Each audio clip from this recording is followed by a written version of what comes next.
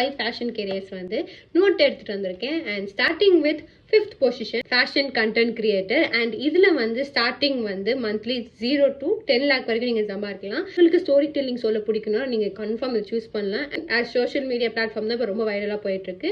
So நீங்க கரெக்டா பண்ணீங்கன்னா நல்லா சம்பாதிக்க முடியும். And 4th place is for fashion merchandiser. And இதுக்கு வந்து நீங்க மந்த்லி 25K to 5 lakh வரைக்கும் சம்பாதிக்கலாம். அண்ட் பிசினஸ் பண்ண பிடிக்கணும்னா இல்லை கன்சூமர் ட்ரெண்ட் அந்த மாதிரி ரிசர்ச் ஏரியா பிடிக்கணும்னா நீங்கள் சூஸ் பண்ணலாம். 3rd பிளேஸ்ல இருக்கிறது பார்த்தீங்கன்னா பிராண்ட் மேனேஜர்.